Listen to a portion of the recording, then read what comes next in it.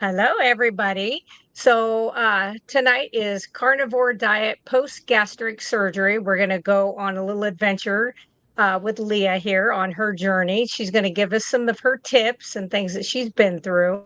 So, Tonight, of course, you're just seeing me and Leah because the other gals, they're on vacation on a Yeah. cruise ship.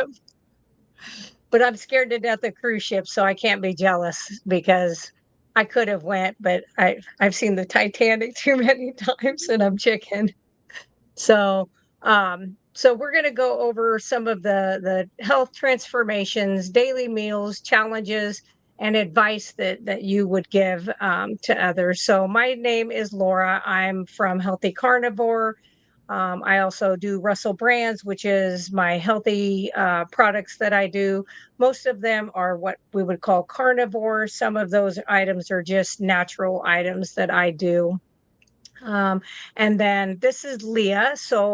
Leah, I'm going to have you kind of introduce yourself and give you a little bit of a background of you and your story. All right. Hi, I'm Leah. I'm 35. I'm a single mother, two kids. I have a 9-year-old son and a 2-year-old. I had weight loss surgery in 2019, the gastric sleeve. I've always been pretty much overweight. My first diet, I started seventh grade year. The Atkins diet, but I think we had it totally wrong. We was frying up chicken for breakfast. But ever since then, it's been yo-yo, and I've tried pretty much everything: diet pills to intermittent fasting, exercising, supplements, pretty much everything. I did have surgery in 2019. My heaviest was 305. When I had surgery, it was 285, and I got down to 234, and then I got pregnant with my daughter. Yeah, I've never been that low since. And Yes, babies do it to us sometimes. yes. Yeah. So, when you first had your surgery done in 2019, if you think about the volume of food that you were able to eat prior to going in for surgery, what would you say, how much of a difference was there from when you came out? When I came out, it was a big difference. I could probably eat a saucer size plate of food, if that. But I wasn't eating the right things either. They tell you do the Mediterranean diet, but first eat your protein, then your veggies, then your starches. And so, but like they say, you never have surgery on your mind. And so you kind of go back to your old habits. You really do, especially with sugar. And that's my downfall is junk food. Yeah. Sugar was my nemesis too. I could give up. It was no trouble walking away from like potatoes, rice, Mhm. any of that kind of stuff. I could care less. But it was the sugary stuff that was my downfall. And I was very close to gastric. And at the time, I think it would have been the full, not the sleeve, but the actual bariatric where they take like, yeah, Mhm. because that's all that was available. My doctor, I was 313 pounds, and my doctor's like, well, there's this new cutting edge, da da da. But then he threw statins at me first, and I was like, mm-mm. And I'm very thankful. I was young. I was 20 when that happened, and I'm one of those people that the more you tell me I have to do something, the more I'm like, do I have to? And Mhm. so that led me to kind of go dig and find the truth. And luckily, I was keto for like 28 years. So that helped, I think. Uh, my children were raised that way. So yeah, it's kind of interesting what we're taught. A lot of what we're taught is not true. I always tell people if any of the lettered agencies, USDA, FDA, CDC, if they tell me that this is what I should do, I'm going the other direction. And I think over history, if most of us look back at history, we probably would have been better off if we all did that, go Yes. the opposite direction. So, um, after having your gastric surgery and then having your daughter, when did that, what kind of made you transition to think about doing carnivore? Um, Well, I started with keto. My auntie told me about doing keto, but I could never. I've watched Dr. Berg was the biggest one I've watched. I could just never I guess, understand the portions, or maybe I was doing the junk food treats, the keto treats, Mhm. but still trying to. It was never sustainable. Let's say that. And so then last year, in the beginning of the year, I started watching Nisha's videos, and she had the challenge. It was first just doing keto or ketovore, and then it switched to the month after carnivore. I was like, no, I could never just do meat only, which I love meat. I'm not even a big vegetable fan, and I guess you're just planting that seed, and then it takes about a month or two, and you're like, let me just try it. And then I did, and you stumble, you fall, but that's how I started, and I really enjoy it. That's good. That's good. Now, how old are your children? You said 9 and Too. okay. Now, what's their diet? Do you try to Theirs is help the them? sad diet, but at home it's just me. So there's no sugar. If anything, I'll Yeah. still do the fruit, and it's just me. So when my son say, "What's for dinner?" I'm like, "We got beef, we got hot dogs, you got chicken wings, you have eggs, bacon, shrimp. What do you want?" That's pretty much it. Yep. My daughter, now for his lunches, I've been able to wean him down from Mhm. where I don't do no cafeteria food. We just whatever you bring. So we've been doing the store bought beef jerky, but I just ordered a dehydrator and a meat Yay. there. Yes, so I was like, we can make some beef jerky, and it's cheaper. Mhm. And so with my daughter, she still eats the school whatever they feed them at daycare. But I'm hopefully once she gets in like the P3 pre-K program, I can start making her lunch because she enjoys it. She doesn't know, but yeah. Yeah. Good. Yeah. And when it comes to jerky, boy, there's a lot of good recipes out there.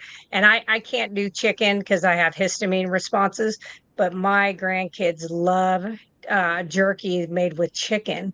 And Okay. then you can do, or just the chicken skin. Yes, those are Oh, good. We've tried those in the yeah. air fryer. I was like, I could eat a whole, forget the chicken. Yep. Those are Yeah. delicious. Those are really good. Yeah, for sure. So, do you feel like after having the gastric bypass, or you had the sleeve, do you feel like the carnivore diet has helped you since you've had that surgery, since you had gotten just so far with the surgery and then had a pregnancy? What do you feel like carnivore has helped you with since adding that into your lifestyle?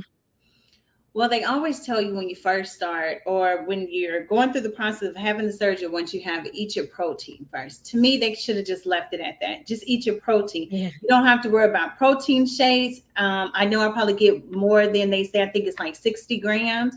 So I wish they could have just said, just eat protein and call it a day, whatever kinds you want.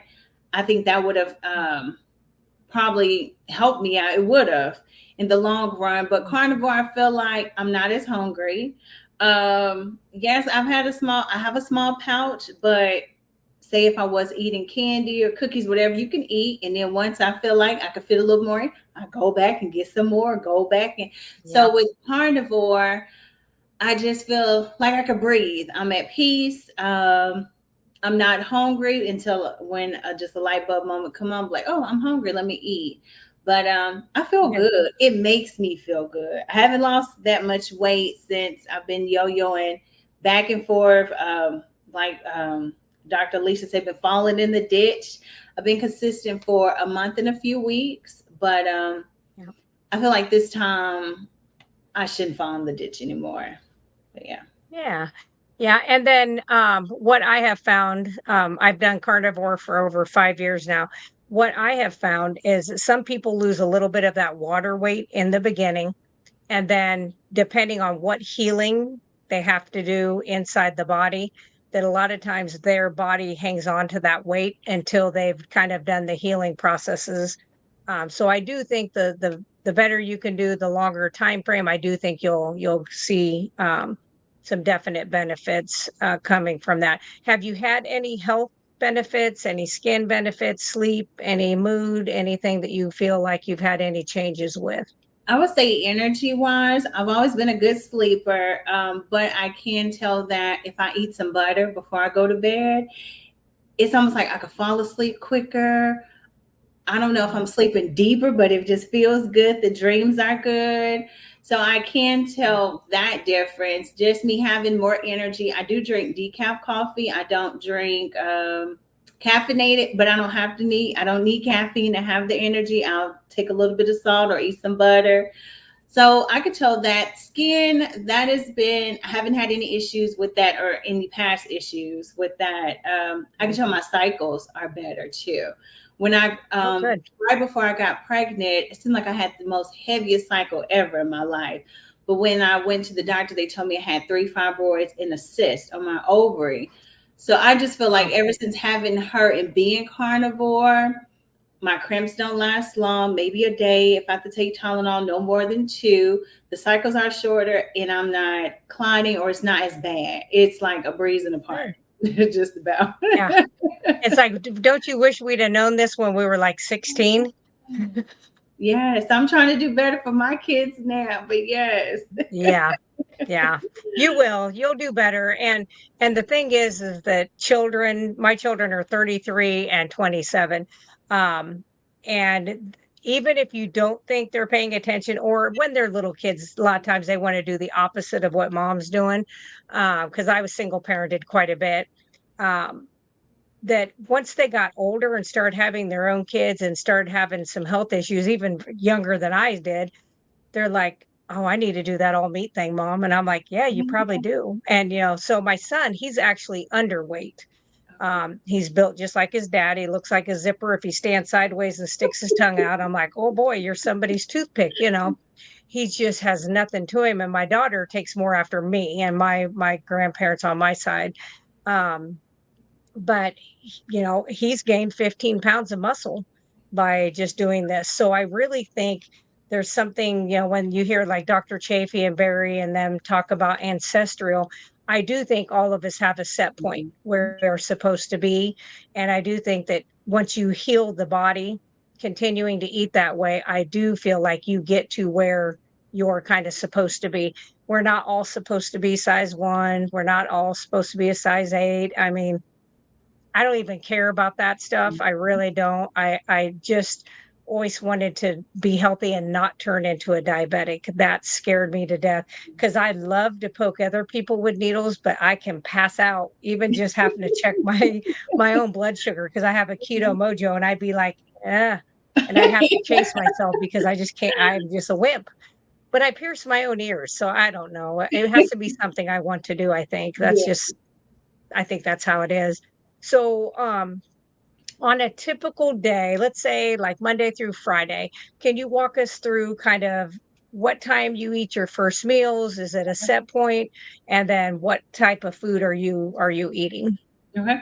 So in the morning, I normally do a decaf coffee. I try to have about 8:30 or 9. I have a question about that later about having butter or fat earlier than in the day than in the evening. Seem like I could tolerate it better in the evening than early in the morning sometimes.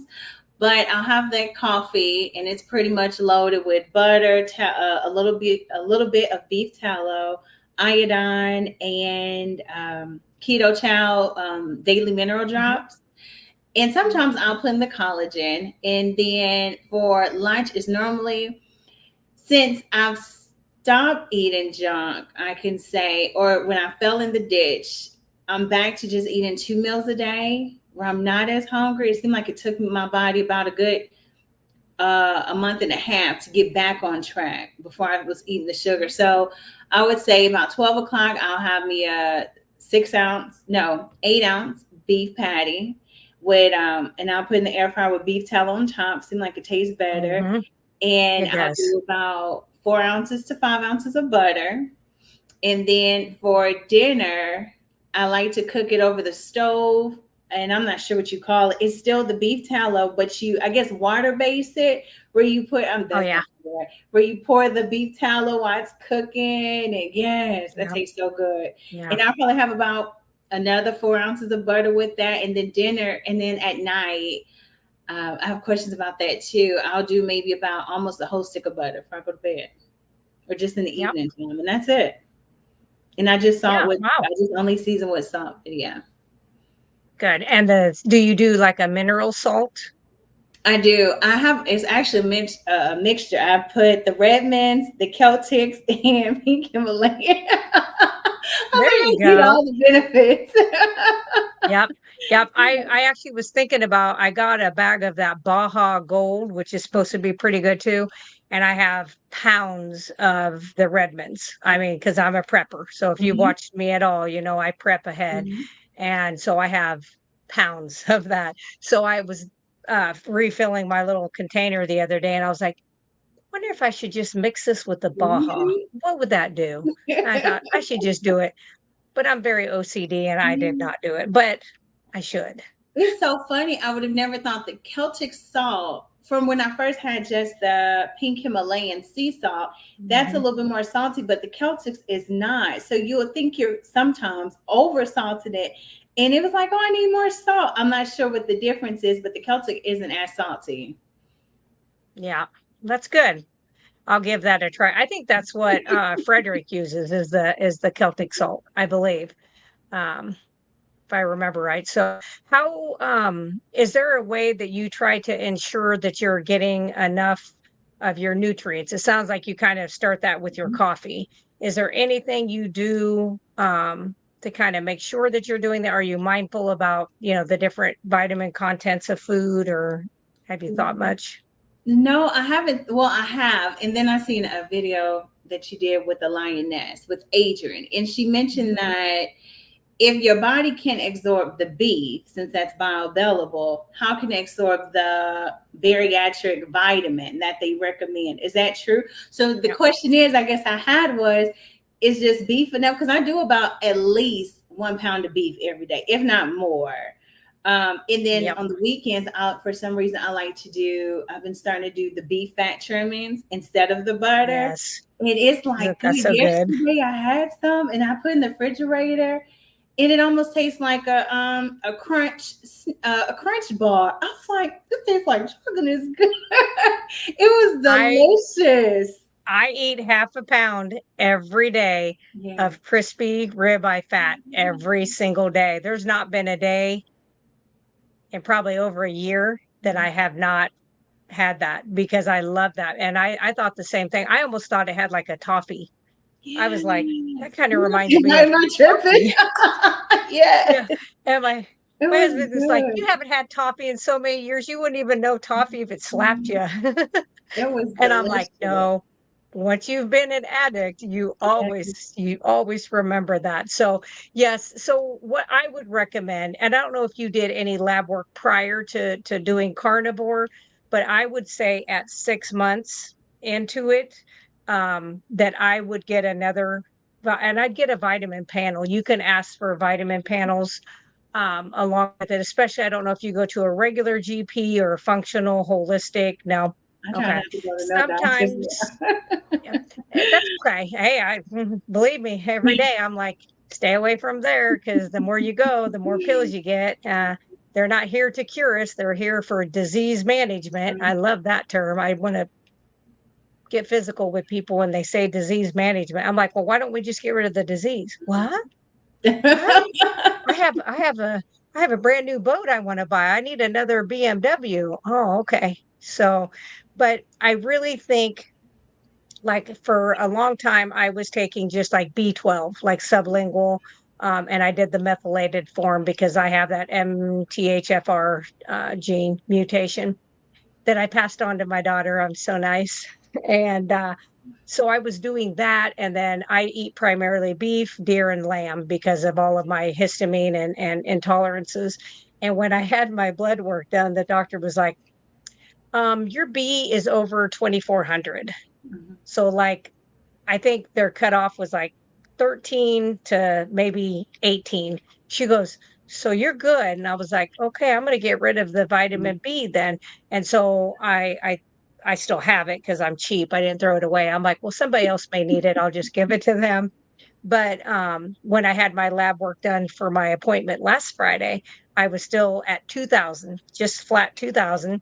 without taking any of that for quite a long time, many, many, many months. So I do think as long as the portion of your stomach that it can absorb that and your small intestines is able to absorb it, you should be fine. And if you can absorb it from a pill, you Mm-hmm. absolutely can absorb it from the natural sources. So I think you would be just fine to actually do that. So um let's see.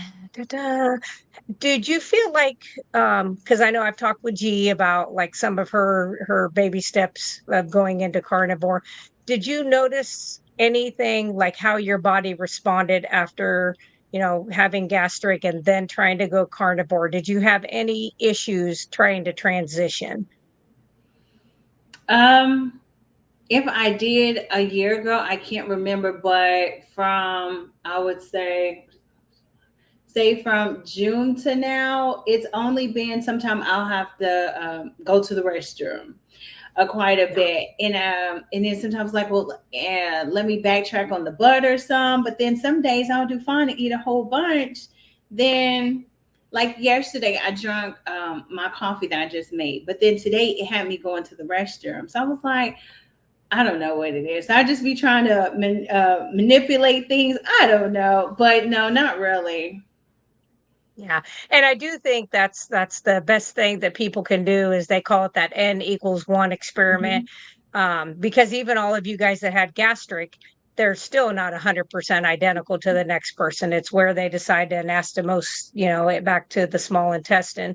Um, did you have any trouble transitioning, eating more higher fats in the very beginning? Like, do you still have your gallbladder? Yes, I still have everything besides some That's of the good. stuff.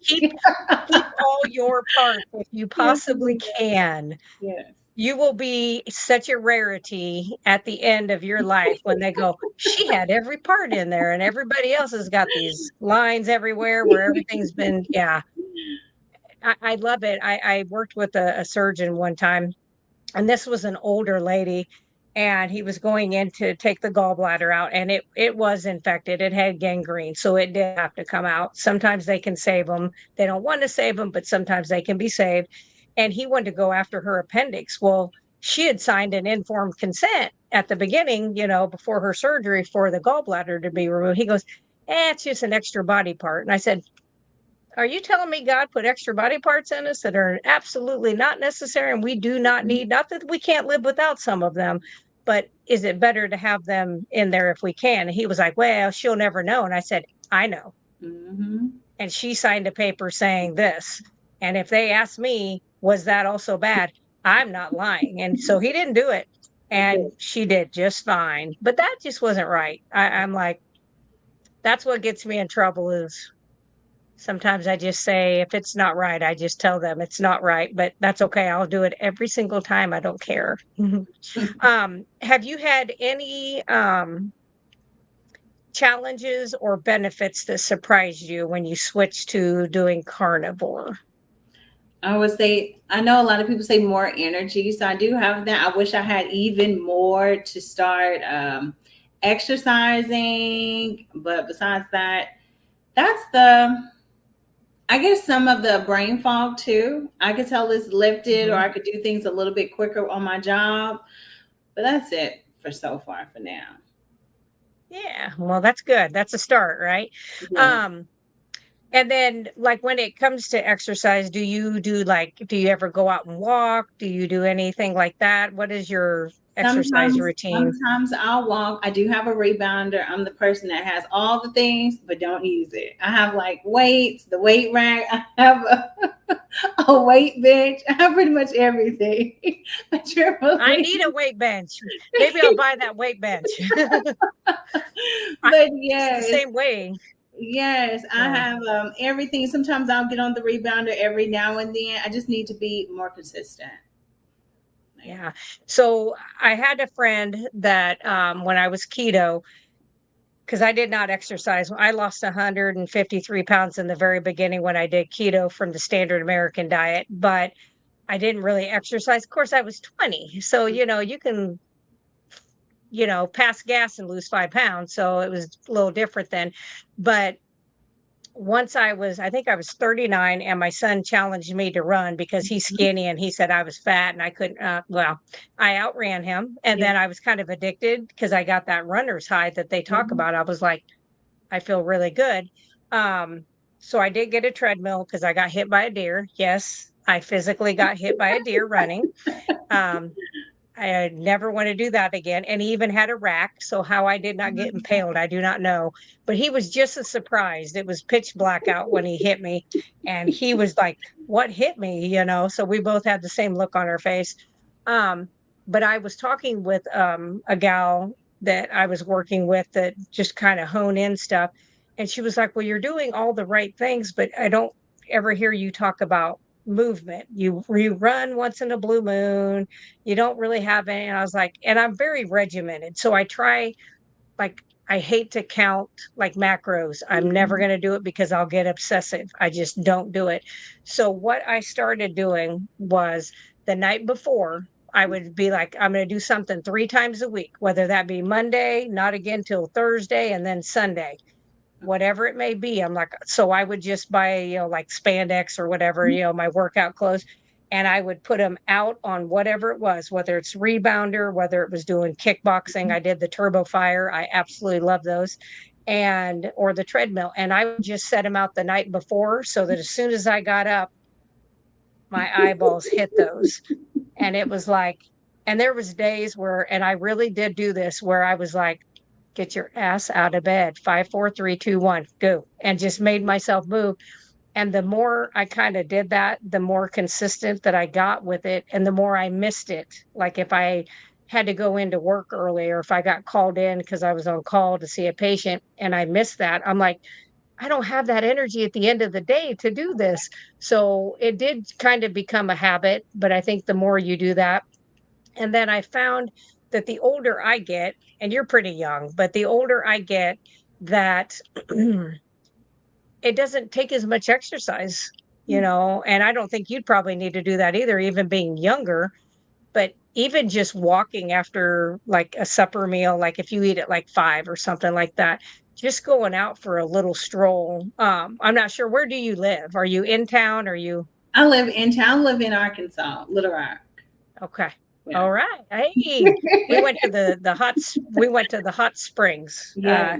down in Arkansas a couple years ago. Yeah, that was pretty neat to see that. It was during COVID, so I didn't get to go into a lot of the buildings because they were like, wear a mask. And I'm like, we I'm not wearing a mask. I'm out in the damn sun. Well, I can't even go. So a lot of that stuff I didn't get to see. Maybe one of these days I'll go back and see it if they aren't doing the craziness. So um let's see.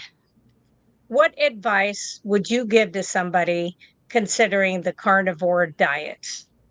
And especially if they have undergone or if they are planning on undergoing any kind of gastric surgery.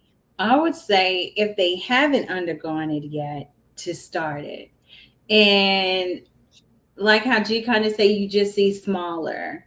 And that is true. But if you could do it getting smaller and saving the money from the surgery, I would tell them to do that. Give it at least 6 months, or they say 90 days, and try it because you'll feel much better. Now, if you've already had surgery or just want to start carnivore, just give it a try. Give it 90 days or even 30 days. I've seen some improvement. So give it at least 30 days to 90 days for sure. But you won't Perfect. regret it. Yeah, I haven't found anybody that regrets it. Now, I've had several people and clients that I've worked with that have fallen off the wagon a couple times, and they're very down on themselves because I think as humans, I think we're kind of taught to do that to ourselves, like punish ourselves, like we fell off the wagon, so forget it. For the next week, I'm not going to eat anything and go on this crazy fast. And that doesn't help anybody. It's like, okay, you learned something from that. Yeah. Now just go ahead and get back on. It's like people that quit smoking and drinking. They don't usually quit the first couple times that they try it. It takes time to Yeah. really get to it. I just don't know how they spend the money. I live in Illinois, and one of the patients I went to see today, her son was there, and I was listening to her lungs, and I said, "Oh," I said, "you never smoke." She goes, "How do you know?" And I said, "Because I can tell by listening to all your lung areas." And her son said, "Well, listen to my lungs." And I'm like, "Okay." And I was like, "Oh." I was like, "You still smoke?" He goes, "How do you know that?" And I said, "I can tell your lungs are inflamed." And he was like, "They're $11 a pack." And I about died. That's $11 a pack. I pack feel a day. bad for anybody that's addicted to that. That's I thought, boy, if you weighed out, the nicotine and priced it, I'm not so sure if there aren't some illegal drugs that might be cheaper. Not that they're better for you, but I'm just like, geez. I was like, but they tax it and they get to make some money off of you, so they're okay with us doing some Mhm. of those things. So, um, how has your lifestyle, you already said your energy levels have kind of come up. Do you ever get kind of a overall feeling of just well-being?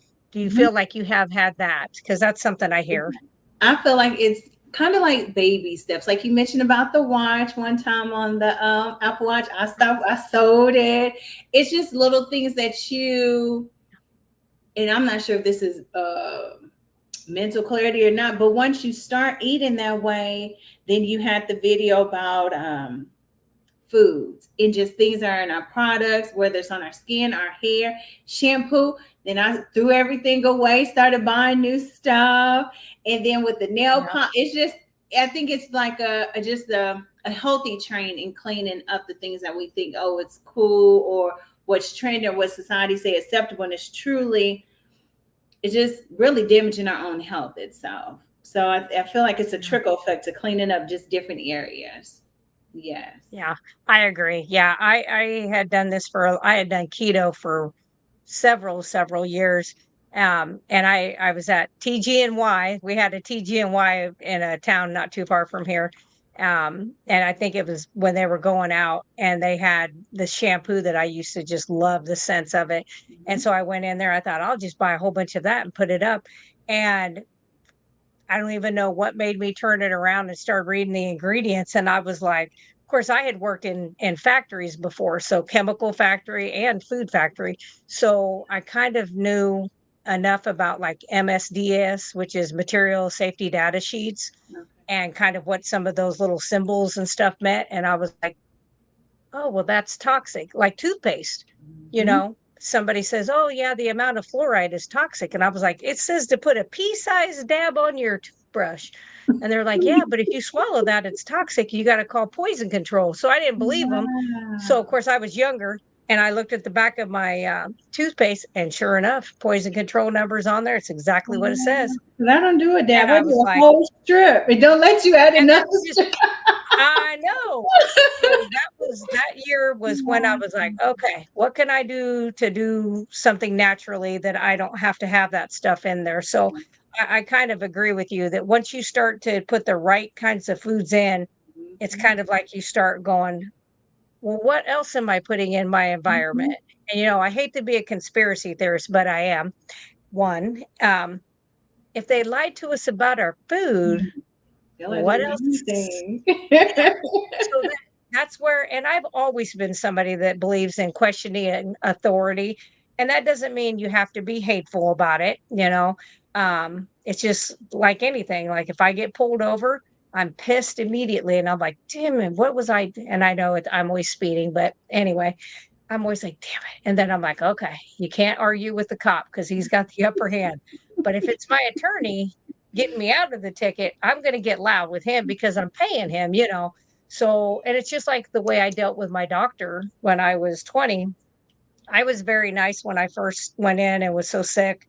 I was even nice when I went back in at 9 months until he told me I was going to die a fat ass. And I was 152 pounds or something. And I just was like, do you have three heads? Like, who says that to somebody? Especially when you just went over all my blood work, said how healthy I was, and now all of a sudden I'm going to die. So karma has a way of kind of coming full circle. So my mom said I should not get enjoyment from 2007, but I did get enjoyment from taking care of him. Not that I was happy because I felt bad, you Yeah. know.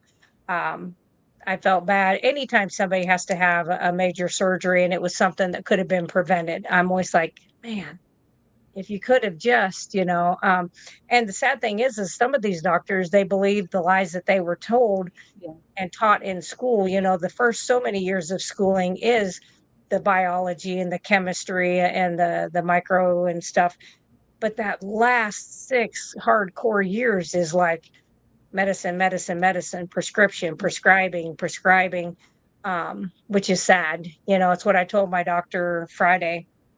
um, she said something about a referral, and I said, "Are you ever sick yet? You went to school for actually 20 years because she continues to go back and get continued things. She gets more. I mean, she's very intelligent." I said, "Do you ever sit back and think, why is my brain being sold out to by a computer? Because you can't tell me without getting into your computer what might be wrong with me because you're not allowed to use this. You have to type into the computer what my symptoms are. It's going to spit out a diagnosis, and then it's going to spit out the medicines that go with that diagnosis." And I said, that's a slap in the face of somebody that spent their whole life going to school to do these things. And she was like, "Well, I don't have a choice." She was like, "When I work for a large facility, we have to follow that standard of care." And I said, "There's still doctors that are out all on their own. And if I was out looking for a new doctor, that's the kind of doctor I would do. If I couldn't find a holistic, it would be one that still has their own standalone clinic or a few doctors in a clinic. But most of the time when somebody's running them, they're running them, which is sad." Yeah. So what questions did you have for me? Oh, I have a list. No. So I did have a question. What is your thoughts on? So I normally do the 5% of the Lugol's iodine, but the 2% for some reason is cheaper. So I was wondering. I do the 50 milligrams for the 5%. Will the drops be 25% of the 2%? Or how would you figure that out, the math, to get 50 milligrams? So I Because believe it's I'm trying to about think nine again what drops of the 5%. So this morning I so just did like 25 drops. I was like, I don't even know if this is right enough. yeah, I think it'd be around 21 to 25. Okay. Yep, yep, yep. And then whenever you do get your blood work done, you know, I I don't know how often you see your physician, not very often, I've but had smart. it done, well, I would say since my daughter, but when I had it done, everything was perfectly fine. All but I really think I was before I got pregnant from a previous. I really think I was pre-diabetic, but he never did mention it. But I'm the type I've always worked in the healthcare field, so whatever the numbers say in the dinos, I'll Google it to see the range, even Yeah, if the chart is telling me. But I really think I was probably pre-diabetic, and if I wasn't, I was all the way on my way towards pre-diabetic and diabetes. All the sugar I was eating, so me too. I was just big but healthy. Yeah. Well, and see, that's the thing is that people think that the skinnier you are, the healthier you are, and that is not the case. Working in the cath lab and open heart, the majority of people that came in having heart attacks, they were not obese, not even by what they say the standards are, which I don't think if you're 20 pounds overweight, you're obese. That's the dumbest thing. That's somebody trying to sell a pill that's telling you that, or surgery. And but I mean, and nothing against vegans, but I had several vegans that would, they'd come out and they're like, "I did all the stuff. I ate the vegetables. I didn't eat meat. I've been on a statin for 30 years." And I'm like, "Yep, that's not cholesterol that's 100% stuck in there. There's a little cholesterol, but there's a whole lot of chalk, a whole lot of plaque, and that's what it looked like is a piece of chalk." And which is kind of sad. And the same with open heart. The majority of the people who came in and had to have bypass grafting done on their heart, they had low cholesterol. Like their cholesterol was crazy low. Their vitamin D levels were in the tank. They just were so sick. And yeah, they look good on the outside, but that don't matter. In high school, I had a girl, I won't say her name because I think she's still alive, but she was very skinny. She was a cheerleader and she made my life hell because I'm very hippie. And so she would tie chicken fat and chicken thighs on my locker every day and call me chunky chicken because I have thighs, you know. Yeah. And I was the girl that went down the hall with the, yeah. I hate corduroys because of that. But finally one day she just kept on me and kept on me, and we were out front of a grocery store and she was drinking coffee with like 10 things of sugar and Dunkin' sticks, and she's like, don't you wish you could eat like this and look like me? And I said, no, I don't. And she was just like, what? And I said, I just wonder, where is all that? Because I said, mine, you can see mine. Mine's out here. You can feel it, touch it. It's soft, it's there. But I said, yours, I can't see. If I were you, I'd be worried about my pipes. Well, of course, I was not even close to being a nurse yet, but it just didn't make sense to me that she was running all this junk through her. And yeah, she was probably a zero, you know, size zero. I mean, she was skinny. And then at the 20-year class reunion, which is the only one I went to, um, it took them hours to finally realize who I was. And I mean, for our size of an area, we did have a big class. We had 389 kids, I think, for a very small school. And, but she finally came up to me and she said, do you remember me? And I'm like, oh, yeah, can't ever forget. Yeah. And she says, well, I thought about you last year. So she was the baby of our class. So she was 37 at this time. And she just took her shirt and she went down like that. And she had and I was like, oh shit. Yeah. I was like, you've had to have a bypass? And she said, I did. And I think it was a 3-way bypass, but still, she was 36 when this happened. Wow. And she said, I can remember doing a treadmill stress test and the doctor saying, you know, all the bells and whistles are going off, telling her that like all these arteries are bad. And she says, I can remember the doctor looking at me and saying, well, I think we got a problem with your pipes, but I'm your plumber. And she said, your name popped right into my head about the pipes. And I was like, I just want to let you know, I did not wish this on you. This was not a karma. If it was a karma payback, it's because you deserved it. I didn't wish it on you. Like I didn't do any voodoo or, you know, little dolls at home or anything like that. Um, and she was like, no, no, no. But she says, you were right. She says, and I thought I was getting away with it because you didn't see it on the outside. And then her daughter is massively obese. She's like 400 and some, 500 pounds. She's had to pull her out of school. And she says, I'm probably getting paid back for what I did to you. And I said, well, I don't think that's how karma works. Because I said, I don't think that's fair for your daughter to pay for something that you did. And I would never want that for somebody else's kids, anybody's, even anybody that had been horrible to me. But when I saw the doctor's name come across the list of people I was going to be taking care of, I will promise you, I was like, thank you. Thank you. This is going to be a good teaching moment because I knew he was still intubated and I was like, he got to listen. So he listened. Good. Good. Yeah. So let's see. So I do have a question about the hydrogen water.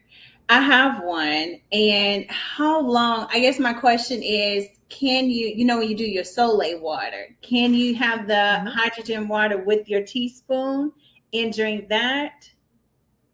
Yeah. So what I do is I do the hydrogen first and then I put it in a glass and then I put the Soleil in there. So I do mix mine. Oh, Yep. okay. Okay. I was Yep. wondering about Yep. that. And then, okay, so a question I had earlier was about the butter or the fat. It seems like some days I can make my coffee with it and I'm just fine. Other days, for I don't know what's the reason, I'm going to the restroom. So could it be ever such thing where I don't tolerate fat or as much as fat as I would like in the morning compared to the evening? Or about noon to the evening? Is that such a thing? Yeah. And so basically, if you think about fat as a fuel, so think about your gas tank. You know, if you haven't utilized all of the fat that you've taken in, and then remember, our liver can make up to 85% of what we have cholesterol in our body, too. If you haven't utilized that up and then you try to dump more in on top of it, then it's going to kind of be like, okay, I don't need that quite yet. So, yeah, because I don't do a lot of fats. I don't do the fat in the coffee or hot water or anything like that in the morning anymore. I'm not a coffee drinker. Once in a blue moon, like on a Sunday, I might drink half water, half coffee, and mine's that Melaleuca company that I get my coffee or my husband's coffee from. But I find that if I do the fats more like midday and then, like you said, before bed, I do find that helps me. Okay, perfect. And then let me see. So that was, and what is your thoughts on the collagen? Because I've heard some people say it. I don't have any issues with like hair, nails, or anything like that. But then they say it's a waste. Is it really beneficial? I think on some people it is very beneficial. I think it depends, um like some people did have hair trouble. Like Robyn loves her collagen and her hair is absolutely stunning. So something's working. So, but I do think a lot of people, like I said, you're younger than a lot of people out here. Like the joints, I do think like if you have joint trouble, I do think it's nice to have those nutrients that'll kind of go to that. But I do personally believe, as I said, I am frugal. Mm-hmm. What Renee always says, don't say cheap, frugal. So is G. And I'm like, no, I really am cheap. But they're like, just say frugal. I mean, you can make your own bone broth. You Mm-hmm. could chew, like if you're eating chicken and you eat the little end off of the legs and stuff, you're gonna get it. You're gonna get the collagen. So I would say unless I had lots of joint and hair and nail issues, I probably wouldn't spend the extra money to buy it because I do think you can probably get it. Have you ever made your own bone broth? I have. It's okay. Maybe I'm not. Yeah. I've watched a few people, like I think it's Carnivore Quest, where they let the. I've done. I have. Sometimes it's a fail. Sometimes it's good. Yeah. On the different ways I've Well, made it. So. yeah. I always roast the bones Mhm. first. So if it yesterday I cooked a roast, but I wanted to do it in the Instapot, so I had to cut the bone out of it. So that bone I would have to roast before I would do it. Most of the stuff it's going to be out of a T-bone. It's already been cooked, so it's not a big deal. But I found getting all of the meat off of it makes a big difference. I had some that I'd left some of the bits of meat Mhm. on there. I mean, it doesn't have to be perfect, but it made my broth cloudy, real cloudy looking, like milky. And I was like, I ain't drinking that. It looks horrible. It was gross.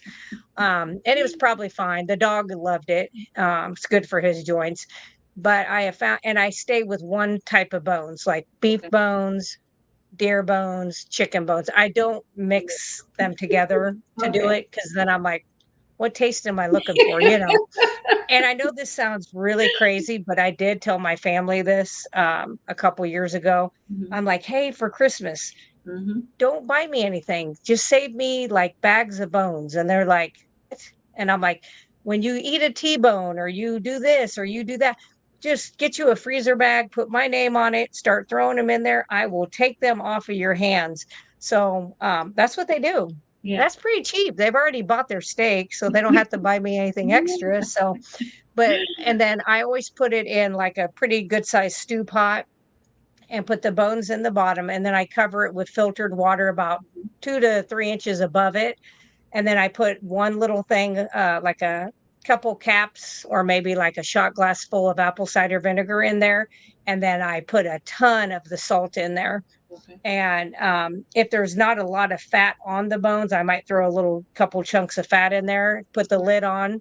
I bring it up to a boil, then I turn it down to simmer and I let it simmer for 10, 12 hours. I even leave the house with it Mhm. on the stove. Everybody's like, you have a gas stove. And I'm like, okay, yeah, I do. But I think it'll be fine. And so far, knock on wood, I've been very fortunate. I haven't had any issues. So, Yes. I'll have to try that recipe. yeah. Yes. Yes. Okay. Let's see. Um, I will say this now. I do have a sit down job. I work from home in customer service, so I'm attached to basically a headset.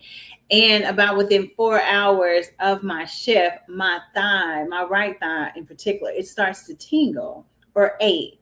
So I'm wondering, is that my body telling me I'm sitting down too long? Because I do have a stand up desk. I don't normally stand up, but I've done it 2 or 3 times. And or is my body telling me I need to stand up, or do I need some Solay water or salt? Probably I need to stand up.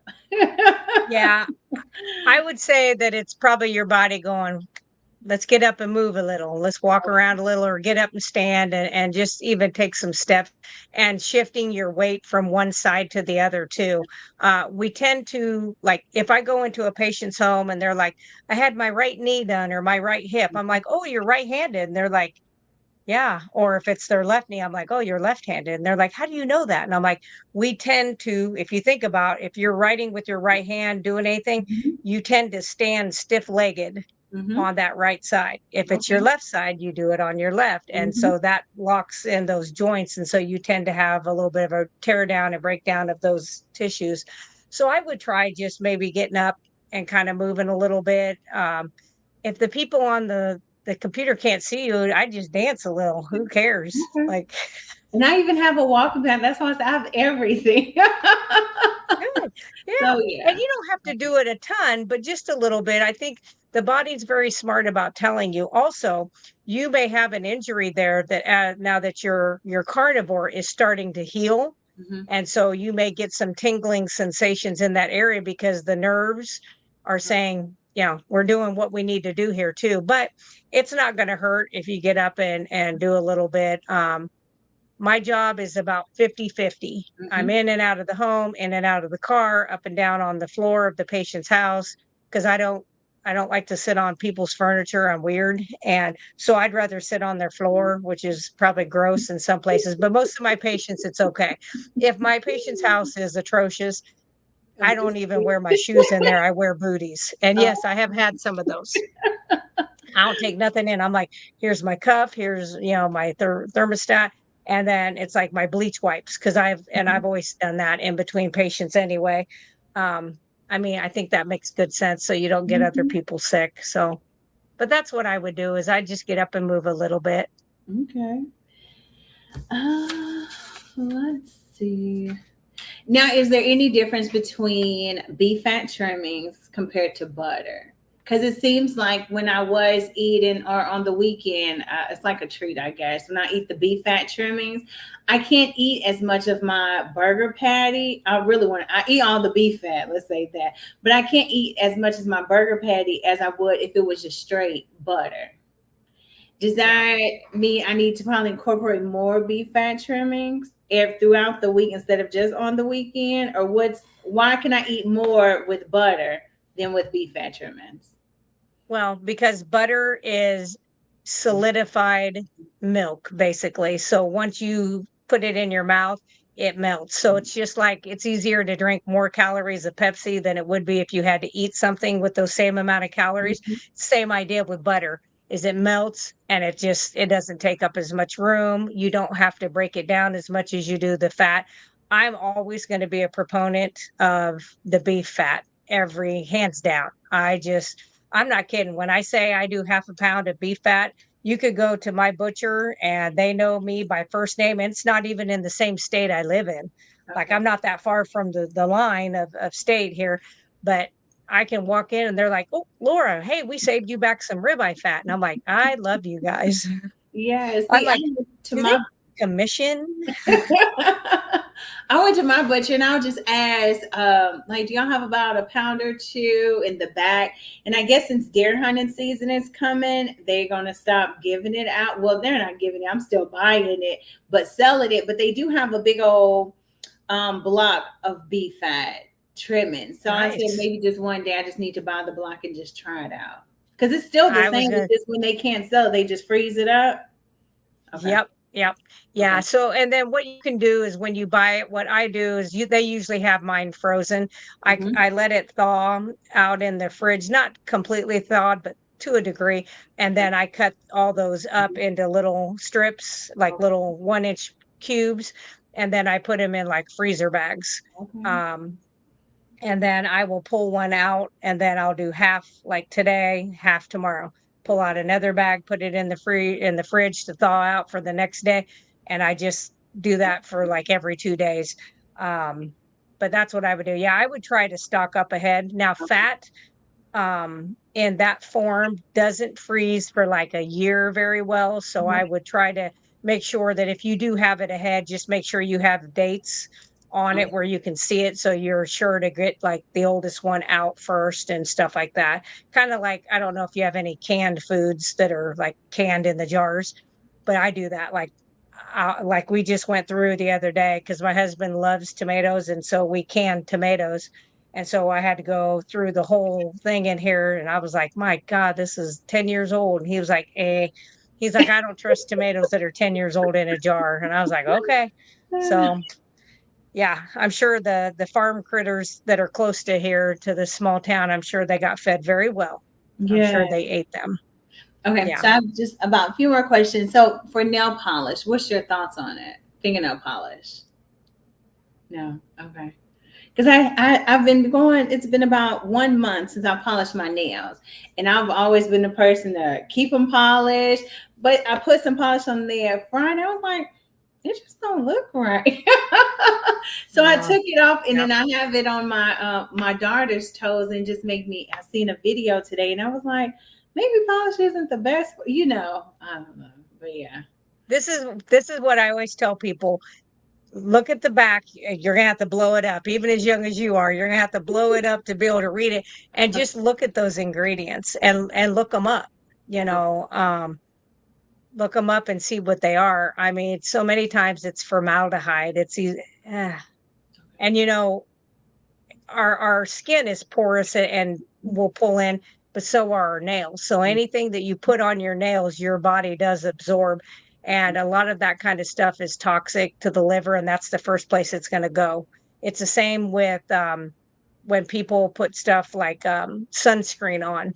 Mhm. It is so toxic to the liver because it's going to go into your skin, and the body's like, we don't know what to do with this stuff. Let's kick it out of here. And it sends it to the bloodstream to be broke down by the liver or the kidneys and get rid of the byproduct. So yeah, I would, our nails are pretty enough without it. If a man wants to have pretty fingernails, he can paint his own. That's what I tell my husband. Just like breast implants. I was like, you want a pair? You can go buy a pair. Yes. And then for the castor oil, I know you said you put some on your eyeballs. Is it a whole drop, or you put a little drop on your finger and then touch your eyeballs with it? Yeah, I do. I wash my hands, and Uh-huh. then I have my little dropper out and I drop it in and I do that and I just roll like that into my eyes and kind of blink. And then I rub the rest of it into my eyelashes and my Mhm. eyebrows and my little scar that I used to have really bad right there. And I do that So every you did night. all in that one drop, because I was like putting 4 drops. So I was like, I need my And eyelash and my eyebrows to go. yeah, which is okay because it's good to put like around your eyes too, like that delicate skin here. It's really good to put there for like crow's feet and stuff like that. Um, I love it. I put it on everything, and I like, you can't even, I don't even think you can see it now. I burned myself last week, and it was a pretty good burn across here. It was a grease burn, as of course.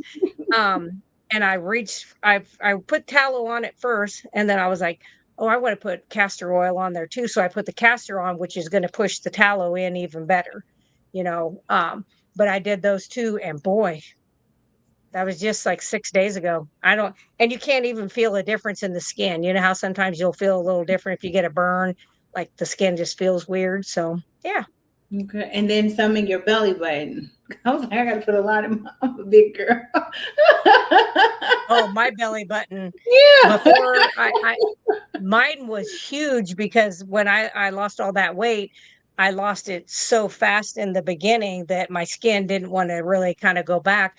My arms have done pretty good. My legs have done okay, but my stomach just was not good. So I had breast implant illness from having cancer when I was young and had implants put in because I had double mastectomy and got ill. I think, and this sounds bad, but the healthier I got diet wise, the sicker I was getting from them. And I could tell it. I mean, I just knew that's what it was. And finally found a plastics surgeon in Bloomington, Illinois, which is about 2.5 hours from here, um, to do the surgery and take them out. But thank God for her little nurse, because I was in there trying to get my clothes back on. You know what it's like trying to put a sports bra on when you're sweaty? That's what I was like, half in, half out, and she's in there trying to help That's me. not going. Yeah, it was comical. We probably could have sold it. It was good. But she was like, "Oh," she says, "you got a little bit of stomach." She says, "I couldn't tell that because it was deflated, like there wasn't fat in it. It was just that tissue." And she says, "Oh," and I said, "Yeah, I have the longest belly button known to humans. It literally is like 4 inches deep. I think you could put like a deer, like if you had to put a antler, I think you could have stuck one in. I mean, it's just huge." And she was like, "Well, we might be able to use your tissue for your breast." And I was like, "You can do that?" And she was like, "Yeah." So she called the lady plastic surgeon back in, and she starts looking and measuring. She goes, "Perfect." She goes, "We'll just do that." And I was like, "Score." Yes. Yeah. Yeah. So I did that. So now my belly button is an upside down heart, and it's only about that deep. It's so weird because you're so used to having that bigger belly button that I would go to put the castor in, I'd stab myself with the little dropper because I was like, "Oh yeah, it's only this deep now. It's a little bitty belly button compared to what it was." You put the But yeah, castor I You love put it. the castor oil dropper down there because I was trying to put some on my finger and stick it. So you put the dropper on there, and then okay, that makes perfect sense. I would Yeah. never thought. Yep. Yep. I do. I do. Yep. Okay. Yep. I do that. And I have two. I have one that's just plain castor oil, which is kind of a funny story. I actually have three castors on my dresser. I have the plain castor for the eyeballs. I have castor that I mix some of that peace scent that I have essential oil in, because it's also kind of a calming, and a little bit of lavender, and put that in. That's the one I use on my belly button. And then I have one that I mix with cayenne pepper and turmeric for a patient of mine. Mhm. This is funny because my husband is not observant, as I think a lot of men sometimes aren't. The castor oil for the eyeballs is in a clear bottle, Mhm. and it says castor for eyes. Mhm. Well, then there's the castor with the piece, and it says for belly button, and it's in Uh-huh. a brown bottle. And then the other one with the cayenne is in a bright blue, cobalt blue color bottle, and it says for muscles for legs. Da da da. So he goes in and he's doing it, and I saw the brown one was down there, which has just got the essential oil piece. And I said, "Dear, you got the wrong one." So he opens up his eyes, and all he sees is the one that says cayenne, and he's freaking out. Okay. And Okay. I try not to laugh. No, I didn't. I didn't try not to laugh. That's not true. I laughed. And I was like, they are in different locations too. So I Mhm. have a giant dresser, and I'm like, this for the eyeballs, the one that you're using some of it too is right in the center, right here, right where you stand when you're getting ready to get in bed. That's the one you're allowed to touch. Leave everything else alone. So, Yeah. but he didn't go blind, so he's okay. Well, good. Yeah. Well, that was all my questions that I had. Okay. Well, Yes. it looks like we have a couple questions, so I'll Okay. see what we've got. Let's see. The cholesterol that is present in plaque acts more like a bandage to attempt to heal the damage caused by eating high carb. True or not? Absolutely 100% true. So if you think of your blood vessel as like a garden hose, and you've got a little cut in there, if you were to put some black tape or something to seal that up to heal it over, that's what cholesterol does in the body. It goes to that area and it kind of tells the immune system, "Come on, come along, let's get this fixed." Why we get the buildup of the calcium and all the minerals like we do on our teeth, the plaque, which is what plaque is because if those muscle or the muscles of those veins and arteries continue to get damaged, they become bone like osteocytes. So then that attracts those minerals to it. So that's what ends up looking like chalk in there. So, yes, that is part of what cholesterol's role in the body is, to heal. I don't think, as I always say, whether people believe in God or not, I do. And I believe that he did not accidentally put a liver in our body that produces up to 80% of the cholesterol that we have in our body by accident. So, carnivore mommy. Laura, your shampoo bar, could that be used to bathe a dog? Would it help with itchiness? Absolutely. Yep, it absolutely can. Yep, that's what our dog gets. I'm not putting chemicals on them either. I am good to my animals. So, yes, that could be used as well.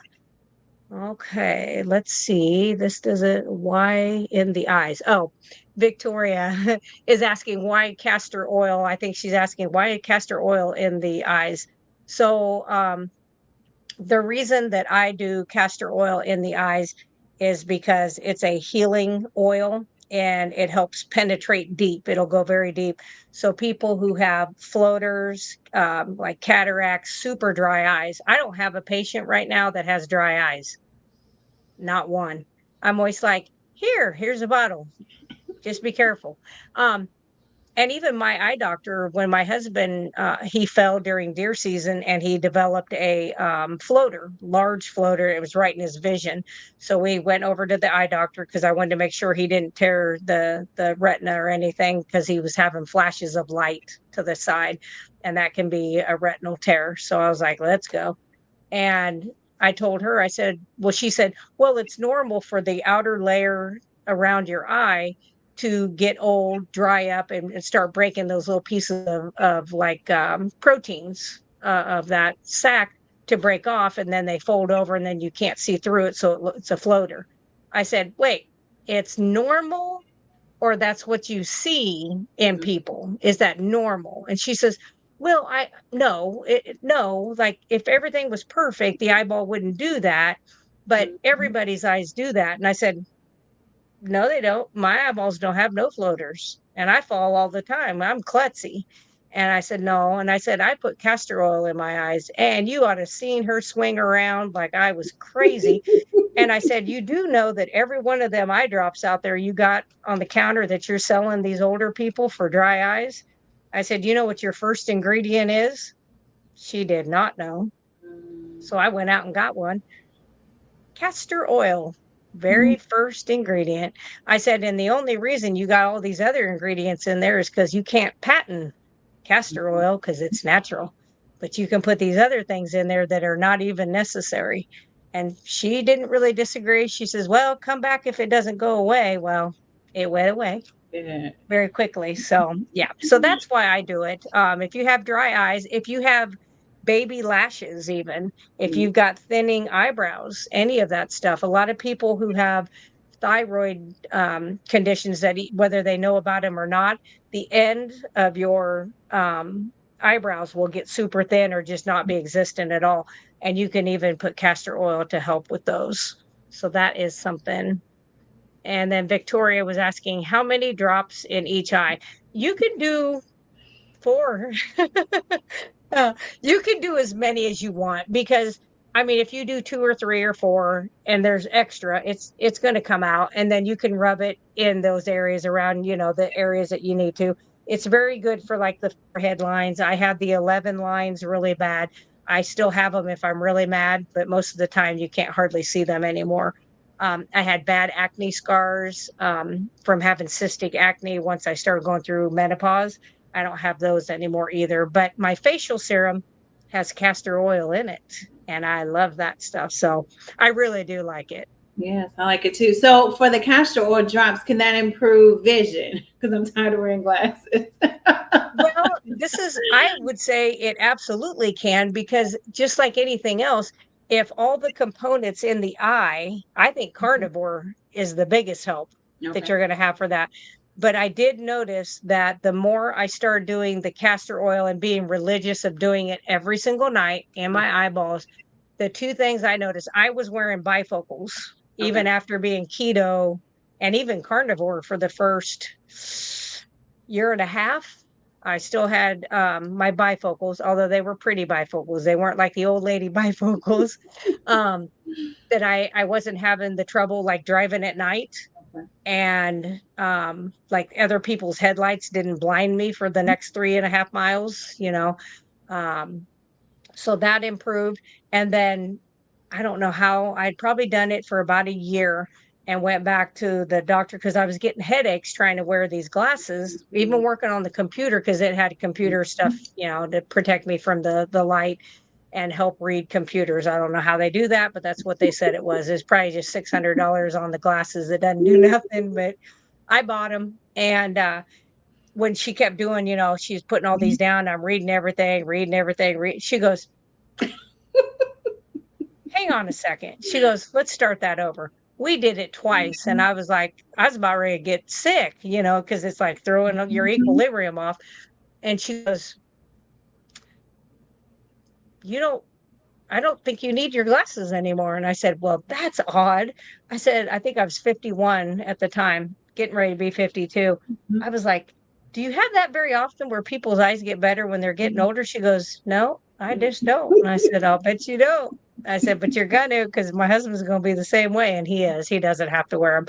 But yeah, I did notice that my vision has improved. But I do think natural, I think eating the right kinds of things, and you're not oxidizing. So the thing is when we eat processed foods and sugars, things like that, it causes oxidation. So it's just more stress. It dries out things and it makes things brittle. So that's just like blood vessels. That's why diabetics have trouble, is because their smaller veins, as they go further away, get less pliable and they get brittle and they'll stick together or they'll just rupture. And then those nerves down in their legs can't get the blood supply from the veins. They don't ever touch anyway. They're just close and they get it like osmosis. But as those die off further and further away from the nerves, then they start getting that neuropathy. I'd say the same thing's going to happen in the eyes and the kidneys. So hopefully that answers that. Let's see if there was any other questions. I don't want to miss anybody. Oh, Bee's here. I love Bee. She's my sweetie. I won't sing. Russ is the singer. Do you ever watch Russ from Homesick Buckeye? Yes. He can sing. I haven't seen. I've watched a few of you guys' lives together. Oh, we're going to be in so much trouble at Keto Palooza. My husband's going to be like, oh my God. He's been warned. Russ is my brother. I love him. You should watch him. I don't know if you can go to his YouTube channel. Mm-hmm. He does this reverend. I don't remember what the reverend's called. Oh, and he was stand-up. Like he can do stand-up comedian stuff. But man, he does this reverend and it is, oh my God, it's a blast. We will be in trouble. I probably should take some money with us in case we get arrested.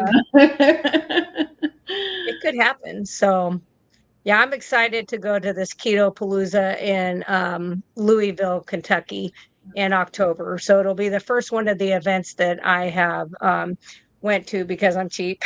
Me too. You're not the only one.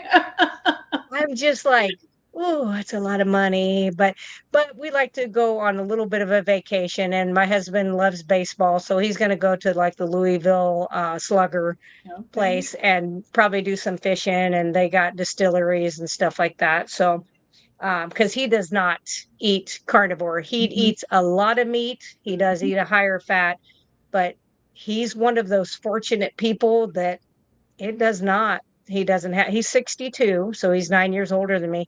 He doesn't have any health issues at all. So I am hoping that that he continues that way. Let's see. Oh, Victoria's saying she's hoping that she gets to go. Yeah, that would be great. Yeah, it's not too far away from where I live, so I think it's my husband said tonight, because I was like, how far? Because we're driving because I'm cheap. And he says it's about the same distance it is to drive to Chicago. So I was like, okay. Because I used to go to Chicago all the time because we're Cubs fans. But then it got crazy up there and all the bad people had guns and we weren't allowed to have guns. And I'm like, how come I can't carry a gun to protect myself? This dude's got a gun. I was like, wow. But that's just the way they do. That's the way they run things. So, all right. Well, I do appreciate you coming on here, letting me kind of do a little interview of you of what you've done. I think it's great anytime we can put this kind of information out, Mhm. for somebody. Maybe they're thinking about possibly doing carnivore. Maybe they're thinking about possibly doing one of the different types of gastric bypasses that are out there. Um, but I do think that this is something that I would always recommend somebody try this type of elimination diet, and do it long term. B says I'm frugal. Okay. Frugal. Okay. I like that. I'll Mhm. say that. Um, but I do think, for one, like you said, this is so much cheaper to Yes. try to change your lifestyle. And, I don't know if you grew up having animals, but if you take an animal to the vet, at least where I live, the very first thing the vet asks me every single time I take a sick animal in there is, what are you feeding them? Okay. But your doctor never asks you that. Mm-mm. And it's just like during the whole craziness of 21, the hospital I worked at, they were like trying to force everybody to take their thing. And Yeah. they were giving out like these daylight donut certificates for like 24 glazed donuts. And I'm like, you do know that the chances of me getting the crazy thing is pretty much zero if my immune system's working properly. I just was like, really? But Yeah. they tried to do those incentives. So didn't fly. I wasn't going to do it anyway. And I'm Mm-mm. not sorry I didn't. Yeah. I'm just like, and Yeah. I think some people needed it. I do have patients that I worked with that were on chemo and radiation, that had no immune system. So I know that there are times, and I always wanted available. I work for a county health department, and I wanted available, but I don't like I told you earlier, somebody tells me I have to do something, I'm like, okay, I'm not doing that for damn sure. Like, Yeah. so I just don't like people being told what they have to do. I like people to have options and it be their choice. So that's always what my complaint was, the whole time. Cause I was very vocal, which I'm sure you're very like surprised by that. So do you have like a YouTube channel? Do you put anything up on YouTube? You don't do nothing like that No, yet? this is my first one. Oh, okay. Well, hey, Yes. now your feet are wet. You're good. Mhm. Yes. Yeah. Yeah. Yeah. So, if somebody wanted to get in contact Mhm. with you, like, is there a way that they would be able to get in contact with you if somebody wanted to? They can email me. It's Leah. Okay. Well, no, it's not. It's LG Clay. Wait, hold on. I'm giving my work email. This is awful. Okay. It's LG Claiborne. So it's my first, my initials, LG Claiborne. And then P for Peter, V for Valentine at yahoo.com. But they're more than welcome to. Okay. Because you never know. Somebody might be like, yeah, I want to definitely ask you some more questions, which is fine. Yeah. So, if you do decide to do a channel yourself at some point, which I always encourage, I think the more people we have out here sharing their information and discussing other people, I think the better off we Okay. all are. I think knowledge is definitely power. Um, and I do think, like in the beginning, like G and Robyn, the reason that they started their channels more than anything was because they didn't see anybody else like them out there. It just wasn't as much in the community. Where I think now we have definitely more people of every kind of descent, I don't know if you've ever watched Bella from Steak and Mhm. Butter Gal. Yes. I mean, we have tons of people, but I'm always like, come on, more, more. Let's get more people in there. So, and you Yeah. never know that something you might say or your personality may resonate with somebody else. So, it does take a little extra time to Yeah. to have a channel to do that kind of stuff. But it kind of becomes a labor of love. It's just like me doing my business stuff. There's times where it's like, oh my God, I gotta get 16 packages ready before morning, but I don't watch TV Yeah. and I've got more energy being carnivore. So I'm like, that's fine. Yeah. I And stay that's away from the news and mhm. My son, he's been wanting me to. He eats he eats at home what we have. But like if he goes to my Yeah. mom's house or church event, I'm not so strict. But I always just try to let her Yeah. know, like, you just giving him sugar. You didn't give us sugar like that. Why are you doing him like that? You know? And he Because it's does a have a little, grandkid.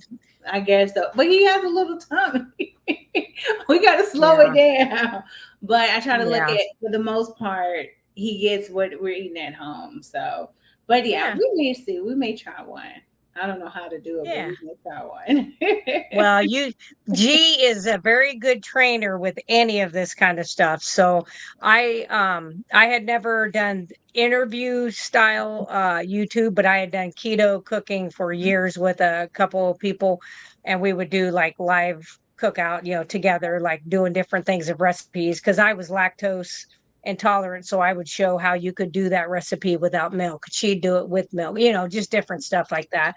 So I'd always done that, and I'm not shy. So that was never a problem of me being out there. I don't mind talking to people, and I love education. So I like to do that. So I think we'll end it. I appreciate you for being on here. I appreciate everybody for being here and asking questions. And as always, if there's a topic or somebody or something you want us to go over, just let me know. And we will see what we can do. So until next Monday, don't forget, come back Monday. We'll see you guys. Bye. Bye bye.